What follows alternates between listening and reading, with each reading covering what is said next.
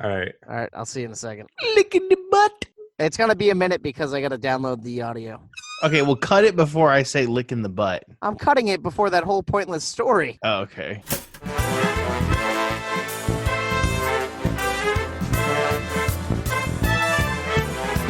Hello, everybody, and welcome to Movie Toast Reviews. I'm here with Tommy Hello. and Adam. What's going on, everybody? Let's find out if anybody but me's seen a movie this week.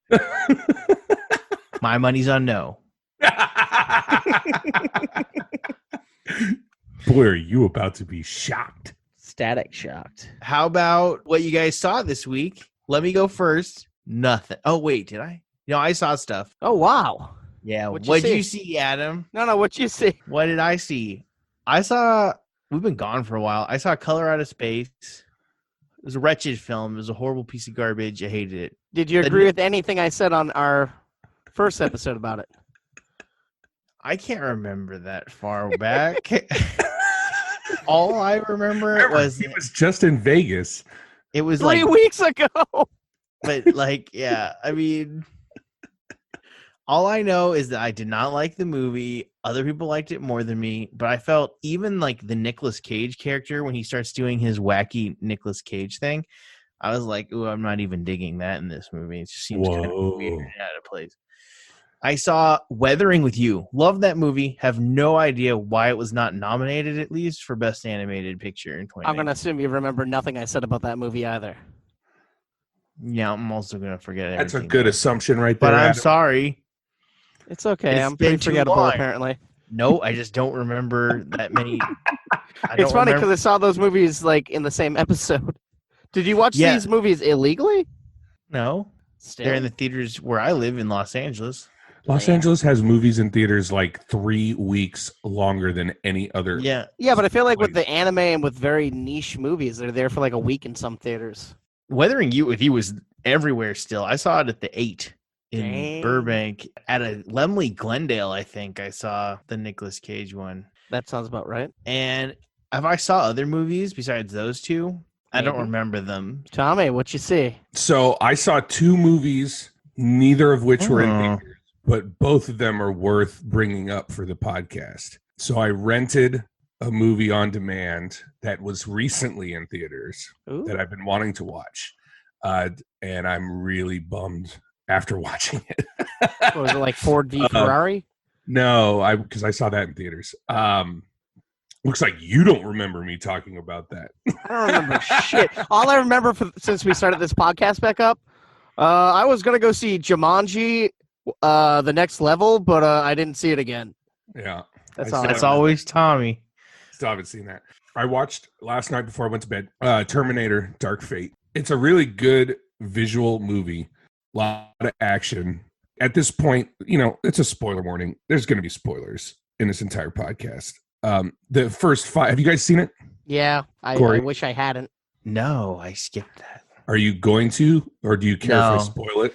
No, you knocked that thing out of the park. Within the first 5 minutes of the movie, they pretty much destroyed the entire franchise of Terminator movies. And the biggest spoiler warning that you're going to get right now, if you have not seen it, if you're going to see it and you're listening right now, take off your headphones, mute the podcast. John Connor dies in the first 5 minutes of Dark Fate. That's a little boy. A little boy. It was like, it took place like a year after Terminator 2. And what they did was they filmed a body double, and then they computer generated the kid's face from Terminator 2. And they did the same thing with Sarah Connor, Linda Hamilton. They're on a beach in Bermuda or something like that. I don't know. That was my favorite scene of the whole movie. And this is the worst scene. Yeah. This movie was all terrible to me. But I wanted to see a whole movie of that. The whole 5 minutes of the beginning of the movie, a Terminator from a future that doesn't exist anymore because they eradicated all of Skynet. Somehow they sent a Terminator again. They locate John Connor in a beach in South America, and Arnold Schwarzenegger walks up with a shotgun and blasts a hole through John Connor's chest. I laughed my ass off at that and scene. he's dead. And what that did in that 10 seconds of filming, the entire Terminator 1 and Terminator 2 gone. Don't forget Irrelevant. T3, Rise of the Irrelevant. Machines. Well, and then it took away from Terminator 3. There was no point in Terminator Salvation. Terminator Genesis was kind of on its own as far as timeline because they kind of did their own thing, which was fine. I liked Genesis. But then you have Dark Fate, and now instead of Skynet and Cyberdyne, now it's a company called Legion. Oh, it's bullshit. And they put out Terminators that they're not. I don't even think they're called Terminators anymore. No, nothing. It's pretty much Terminator 2 kind of, but with a female protagonist, and that's a hybrid. She's a human with cybernetic parts going to enhance her. It's a very long, dragged out road trip movie with political agendas. Yeah, and then they have the new bad guy is like a Liquid T-1000 times 10, like the villain from Terminator 3 times 100, and it's called the Rev 9, which is I looked it up. It's actually a reference to the Book of Revelations, chapter 9, which it's just you researched this movie. I watched a video afterwards that explained the ending of the movie, and it talks about 25 things you might have missed, Easter eggs. Dude, I walked out before this movie ended. I just said, I watched the whole thing. Because $6. I'm gonna watch the whole thing. Fair enough. But it was a big letdown. They stopped. I was at the part where like they were fighting in that big factory, and like they threw the guy into the fucking vortex machine. And then it blew up. Yeah, that's it. So, no, what they ended up doing, because that didn't kill it, because why would it? And nothing else has killed it up to that point. So, the female hybrid character, whatever her name is, Claire? No, I don't remember. I don't know. Names Anyways, don't matter. She has a core, like, fuel cell core that charges her robotic parts, and that is the only thing that they jam it into the Rev 9's head, and it fries his CPU computer chip or whatever, and then Arnold Schwarzenegger's whatever his Carl or whatever holds the Rev 9 robot down while this CPU thing is frying his brain, and then he's gone. The Rev 9's gone, the hybrid's dead. And now it's like, oh, well, if they want to make another movie, all they have to do is just send another Rev 9 back or a Rev 1000 back or whatever the newest Terminator is going to be. They're going to send another one, and it's going to be that might actually be the first Terminator movie that I don't go and watch. Oh, they're not making it. That movie was a giant flop, the biggest flop they've ever seen. Yeah. It was huge.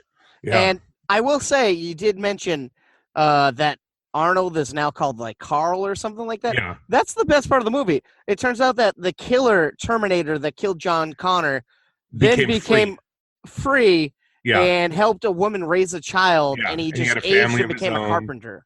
Draperies. He had a company for draperies. I want to watch that movie. I want to watch the Terminator selling drapes and raising a family. I'll just say I was a huge Terminator fan of the whole entire franchise, and then that movie just kind of kicked the bucket on. You were such a fan, you didn't even see this one in theater. You made the right move, though. I just didn't get around to it. That was my mistake. You didn't miss anything. But if I would have seen it in theaters, I probably would have been even more let down. As somebody who hasn't seen this movie, just listening to you talk about this movie, I think it was a bad movie, and it was a really bad movie. It sounds kind of weird. Visually and action-wise, it's awesome. Yeah. I think anybody that hadn't seen any of the Terminator movies before could watch this movie and be interested in the movie. True. Aren't we past the age of good visuals selling pictures? I thought we were past that. No, not yet. Sadly, Wake me up when we are. Well, no, because what was that movie? The Lighthouse? That was one of those really good visual movies, apparently. I haven't seen it, though. But apparently, I disagree. Artsy movies. What was the other movie that you saw, Tommy? Yeah. The other movie I saw is a really old movie, classic Disney movie that I watched on Disney Plus earlier today, and I don't think either of you guys have seen this movie. It's called Blackbeard's Ghost. That sounds amazing. Tell me all about it, please. I'm sold. Did Blackbeard have a Disney beard? Plus? What is this? It's on Disney Plus. I watched this movie when I was like 10 years old at my aunt's house. And it's so cool. It came out in 1968, and it's in a town called Godolphin, Godolphin, Godolphin. It's like in New England or something like that. The Godolphin College's new track coach lodges at Blackbeard's Inn, which is run by the, quote, Daughters of the Buccaneers, which are descendants of the actual pirate Blackbeard. Right on. And they're about to lose their hotel to a local mobster. And so this track coach, played by, what's his name? Dean Jones. Oh, the guy from Herbie? Yeah. And so he has to help the Daughters of the Buccaneers raise, it's something like $38,000 to pay off their mortgage. Otherwise, they're going to lose the inn to the mobster. What the fuck? Is there like a track race that's happening that you win exactly that prize? There's a track meet, and Blackbeard's ghost steals $900 from the Daughters of the Buccaneers and places a bet on the Godolphin track team to win. And the odds are 50-1, so that they'll win $45,000. I did the math. Hold up. How did a ghost steal money, and why didn't the ghost just rob a bank for the money? Because he has to do a good deed so that he doesn't stay in. He was in limbo, and that's how the whole purpose of how he was a ghost. But what good deed did he do? He stole money from people. No, he didn't steal money. He placed he stole the $900 to place a bet for the track team to win. That doesn't sound like a good deed to me. But then he helps the track team win so that the ladies win their bet. And they win $45,000. But isn't it his hotel that he's helped saving? No, it's a hotel that's a tribute to him. Okay. But it's made out of the ships of Blackbeard's ships that have like crashed and I don't know. They used the wood from those ships to build the inn. How psyched were you when you found out that movie was on Disney Plus? I knew it was on there because I saved it to my watch list, and I've just been waiting, and then today I was like, you know what? Yeah, I'm gonna watch it while I eat lunch. This movie was released February 8th, 1968, the 250th year anniversary of the real death of the real Blackbeard. 1968. What the fuck is this movie? I recommend, if you guys have Disney Plus, or if you know someone that has Disney Plus, or if you have a way to watch the movie, I think YouTube has like it broken up in like different parts, so you can watch it on YouTube. Watch the movie. It's good. It's a nostalgic. It's only like an hour and a half long. It's not long, and the guy that plays Blackbeard is hilarious. The name of the movie just sounds hilarious to me. Blackbeard's Ghost. I want that. The thing on the billboard says, what does it say? Hold on a second. I just saw this thing. Yeah. I don't know. It says something about like everyone has a laugh riot when Blackbeard returns to the 20th century. Did you have a laugh riot today eating lunch? Was that in the photos? I just saw it. I've lost it at this point. But yeah, the guy that plays Blackbeard is his name's Peter Ustinov. Oh, Peter Ustinov.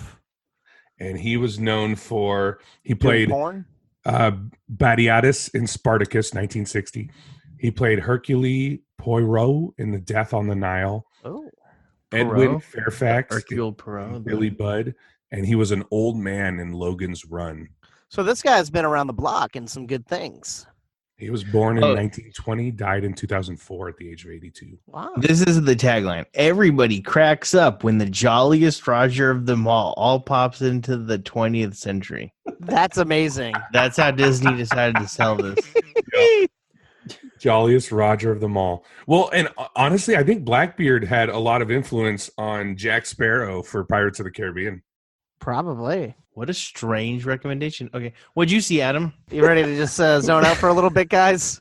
I saw everything, guys. Everything for the last 3 weeks. Every movie that came out. Well, don't worry. You don't got to listen to a few of them, all right? Because I did that on the podcast without you fellas. But I'll let you know what movies I did see since then. Sweet. First up, this one's not in theaters anymore. I can't wait. This first one I rented on good old Apple TV. It is a movie called... Can you tell that I'm trying to remember what I'm talking about? Because I'm really speaking slowly. You're stalling. I thought it was a Larry Mantle impersonation. Oh, no, I wish. Okay. So, Larry, all right. So, this one is on Apple TV or downloadable anywhere. It stars Elijah Wood, called Come to Daddy. Oh. So... this is the guy. This is the Come to Daddy. It's the Greasy Strangler garbage. Yes, it's a producer from my favorite movie, The Greasy Strangler. Elijah Wood produced this movie. It's about when he was a child, his dad left when he was 7. Can I read the IMDb, what it's about? Oh, yeah, if you don't want to listen to me talk, sure. Well, it's just a sentence. A man in his 30s travels to a remote cabin to reconnect with his estranged father. Yeah. I heard about this. I think you told me about it. Anyways, go ahead. So, yeah, it's kind of a little wacky, a little weird. You can tell something's off. You can tell that there's going to be a plot twist, but you don't know the extent of it. And once the movie really kicks in, it's kind of goofy, but it feels like it's kind of treading waters. I'd say it's a red light.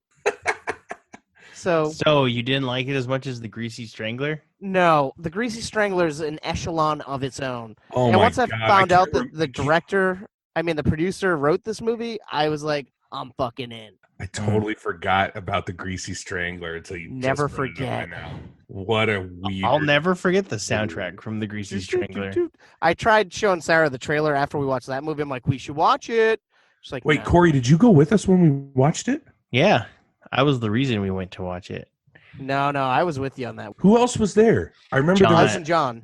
John was there. Right. Man, John and I went to see it independently of Adam went to see it, and then when we planned it, Adam was like, "Oh yeah, I totally want to see this more than everybody." Call Tommy, see if he wants to come. Dude, when I saw that trailer, I pretty much came in my pants because it was the funniest trailer I've ever seen, and I was waiting so long for that movie. Hey, do you guys like Will Ferrell? Do you think it's funny? Sometimes. Do you like Julia Louis-Dreyfus? Most of the time. I saw them both at the Oscars. They had good chemistry. Well, do you guys want to see them in a movie where they're not funny at all? I saw a movie called Downhill. Oh my gosh, this movie was about them. They're a couple. They're a husband and wife. They have 2 children. They're in Europe or somewhere like that. And there's an avalanche as they're eating lunch at a ski resort. And Will Ferrell runs away when the avalanche is coming. And after it passes, Julia Louis-Dreyfus got so fucking pissed that he ran away and wasn't with the family. And just everything these 2 characters did for the rest of the movie annoyed the fuck out of me. Apparently, they said they will never work together ever again. Wow. And it's a letdown because the writer-director duo of Jim Rash and Nat Faxon, pretty cool guys. Nat Faxon is the guy, Ben, from the short-lived show Ben and Kate, and Jim Rash is the dean from Community. But either way, they wrote and directed The Descendants, which won Oscars and awards, and they also did that movie The Way, Way Back, which was pretty good. But they did this. Sky High. He was in Sky High. Is this movie based off of a force majeure? Yes. Yeah. Okay, got you. Yeah. And it's it's all a I needed to know. fucking letdown. It's so bad. Don't waste your time. The best part of the movie, I didn't laugh at all in this movie, but I laughed. After the movie, there was a father and son in front of me, and the father was like, that movie was not a comedy. And I'm like, yeah, fuck yeah, you're right. Fuck this movie. So, yeah, I'm sorry. I had a vent about that. Nat Faxon's been in all the Broken Lizard movies. Yes, sir. What is it, Grandpapa? Then after that, I saw Sonic the Hedgehog, same night, double feature. Oh, no. I can't wait to hear about this. So, I mean, no, honestly, everyone loves this movie. I don't. Oh, my God, I feel so bad for saying that. It starts off, it's adorable. There's a baby Sonic. You kind of get a reason why he's in Earth, but it's so sad. Like, he's cast out of his home world. He's an orphan. And then you meet him later on in life, and he's just so annoying. I can't.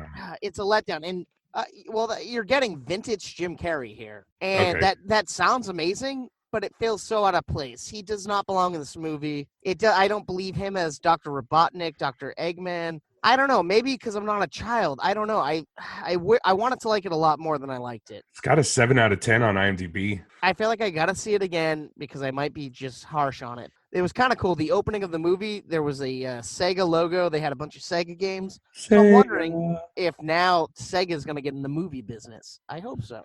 Well, I heard that Sonic got the biggest opening that a video game, a movie based on a video game has ever gotten. Ever. Yeah.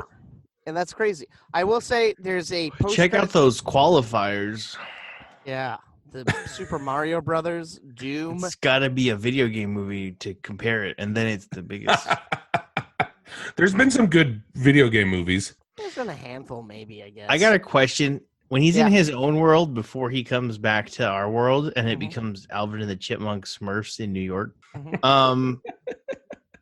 did you see Tails or Knuckles? Nope. Okay. Nope. You want to know what you see? You see him as a baby, which is super cute, and then he's being raised by an owl who talks, and then some creatures in fucking Ooga Booga masks come after him, and the owl's like, "We gotta go," and they start flying away, and the fucking owl is shot down with the fucking spear and is dying, and throws and gives him a bag of rings and says, "Whenever you need to leave someplace, throw these rings and you'll go to another world." And then, so that's how you start a movie. You see an adorable fucking Sonic being abandoned because I don't remember seeing owls in the video game. Yeah, and pretty much that's what the whole movie is about. He ends up throwing a ring, but his bag of rings gets lost in the bag, and then it's a buddy comedy with him and Cyclops. Oh man, it's just sad because I love Sonic. Is Shadow the Hedgehog in it? Nope. Okay. But spoiler. 5, 4, 3, 2, 1. Shut your radio off for a second, guys. There's a mid-credit scene where fucking Tails comes and he's tracking Sonic. That was my favorite part of the movie. I'll watch that movie because I love Tails. Okay, so I got one more thing real quick. But leading up to watching Terminator Dark Fate, I rewatched all the other Terminator movies again. And when I got to, have you guys seen Terminator Genesis? Yeah. There's an actor in Terminator Genesis. Corey, if you have IMDb up, you need to type in, unless you already know based on his name. This guy could be Corey's relative. Like you could legitimately play this guy's younger brother. John Belushi? Jason Clarke.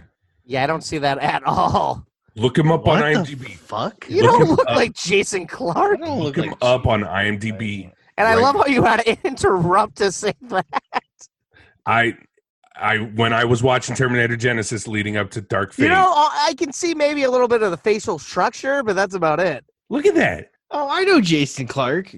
Yeah. Oh, he looks like he could be your uncle or your older brother. He looks way too badass to be my relative. Anyways, it was a compliment. So yeah, there's a semi-post-credit scene with Tails, my favorite character, and that makes me want to see the next movie. But if he didn't show up, I probably would have skipped it if they made one. But that's neither here nor there. I'm done talking about this movie this week.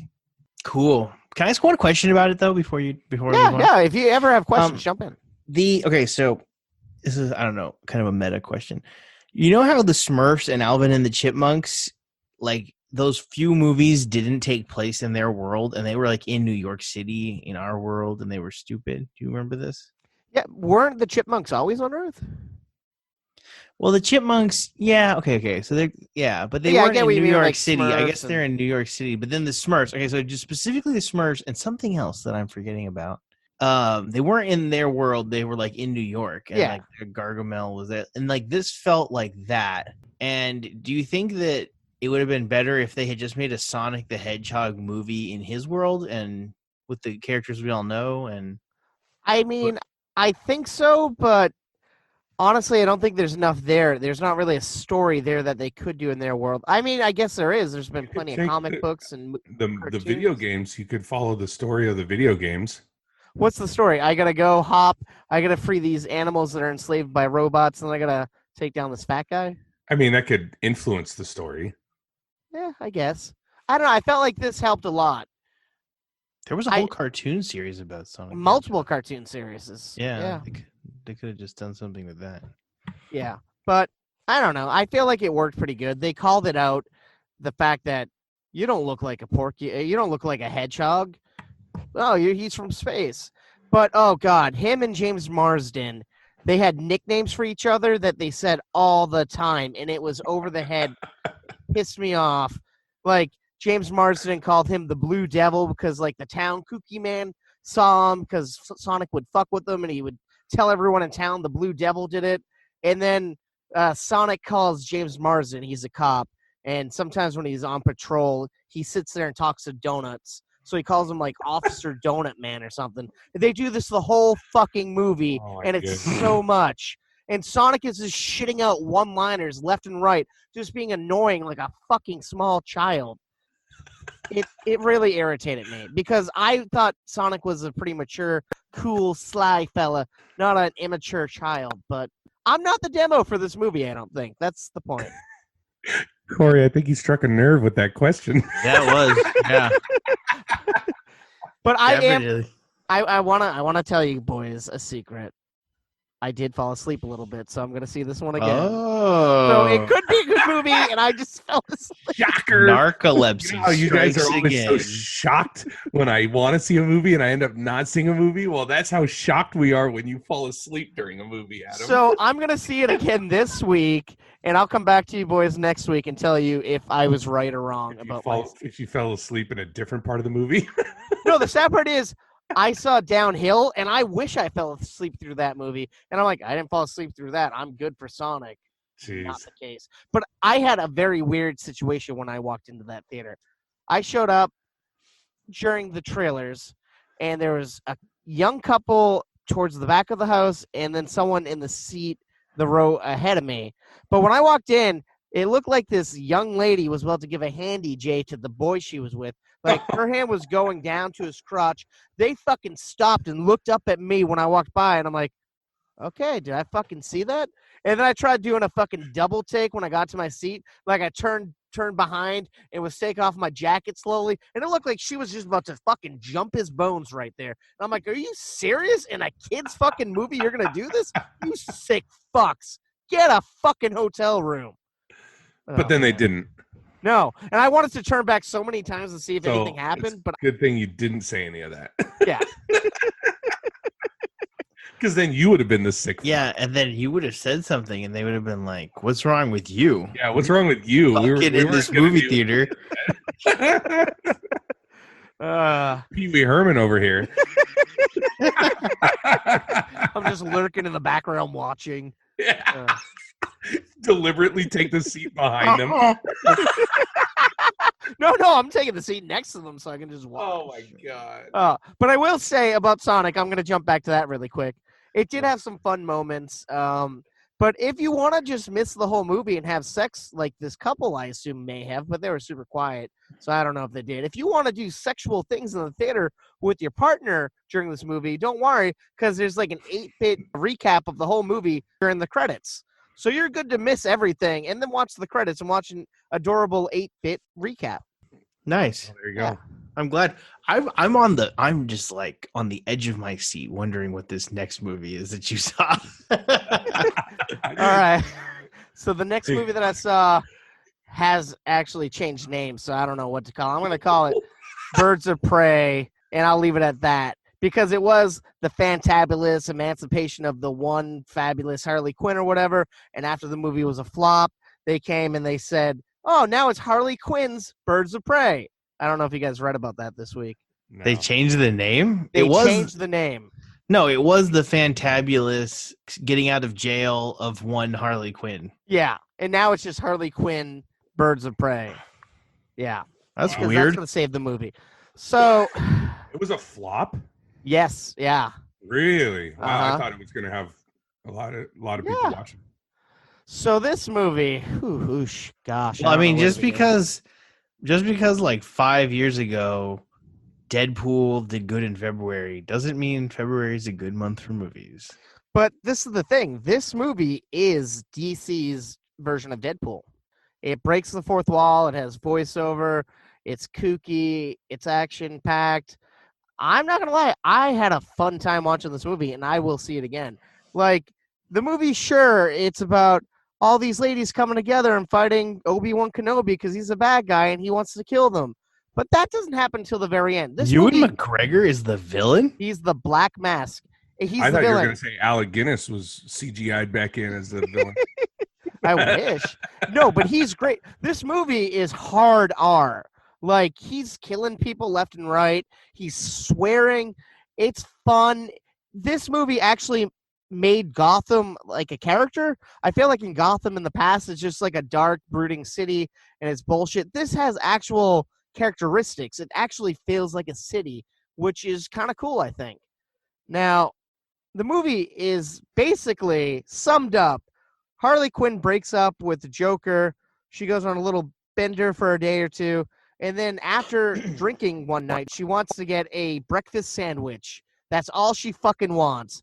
But things happen, and she's not able to eat her breakfast sandwich. And by the end of the movie, spoiler alert, she gets her breakfast sandwich. It's so fucking fun. Like, it's all over the place. It's a fucking great movie, guys. Like, I was happy that I saw this movie. All the other movies can suck a dick. This movie was good. Like, I thought... Green Light? Yeah, oh, definitely Green Light. I'm going to see it again. It was that good a movie. I might have to go watch it. Everyone in this movie is firing on all cylinders. Like, the cast is amazing. Rosie Perez is in this movie. I don't know. Do you guys know Rosie Perez? No. Well, she was like the cop, the woman cop who's like the bad guy in Pineapple Express. It doesn't matter. Normally, she annoys the shit out of me. Normally, I can't stand her. She fucking gets under my skin somehow. But in this movie, I'm like, I dig you. You're cool. Oh, well, on IMDb, they actually combined the two, and it's called Birds of Prey, and the Fantabulous Emancipation of One Harley Quinn. Well, that's what it was called before, and then they changed it to Harley Quinn, Birds of Prey. Yeah, wow. Which is crazy. But, oh, man, and there's little, like, Easter eggs throughout the movie. At one point, she walks into a jail, into a prison, and not in prison, into the county jail, and there's like a picture of Captain Boomerang, like a wanted sign for him. There's like, oh, I know that guy. But, oh, man, this is literally what the DC universe needs. This is a fun movie, and sadly, it's getting shit on left and right by everyone. I'd like to see what you guys think. I hope you see it sometime. Did Jared Leto make an appearance as the Joker? No, but there is a snippet of when she fell in the chemical, and you do see that. It's just a snip of the scene that they did in the Suicide Squad movie. So they didn't get Jared Leto back to do the Joker. No, they just played an old clip of him.